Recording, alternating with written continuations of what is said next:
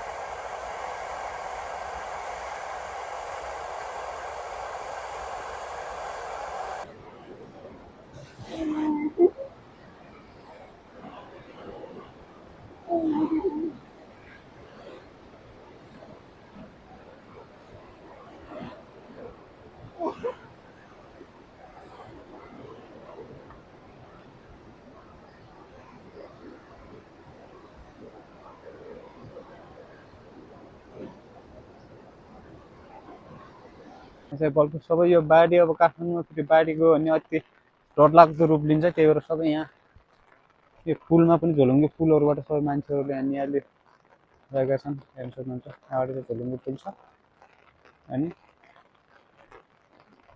नदी अहिले यति ठुलो भएको छ। वास्तवमा मान्छेले पनि तर्न सक्ने नदी हो तर हिजोदेखिको अविरल वर्षाको कारण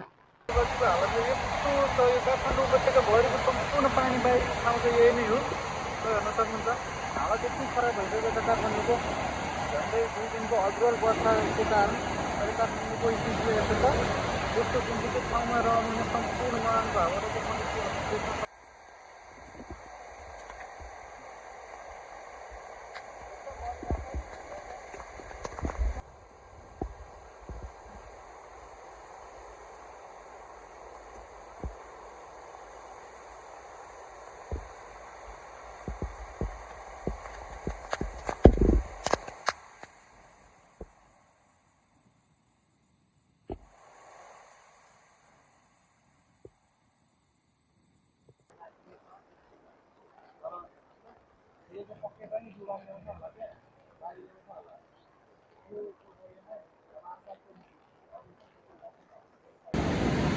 सबैजनाको आउँदा सुरक्षित तरिकाले बसिनु होला उनीहरू काम बाहिर ननिस्कनु होला। किनकि देशभरि चाहिँ हिजोदेखि चाहिँ अझै वर्षा भइरहेको छ र यो अझै पनि 2 दिनसम्म चाहिँ अझै पनि 20 गतिसम्म चाहिँ अझै वर्षा भइरहेको छ।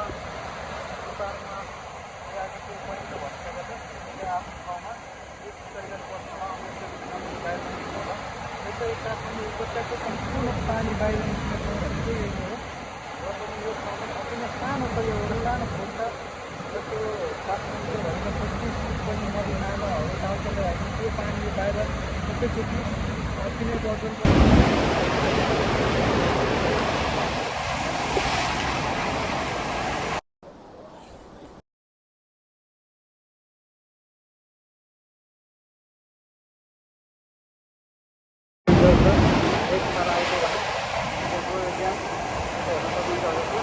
मेरो पुरै फिल्डमा पनि पानी परेको छ।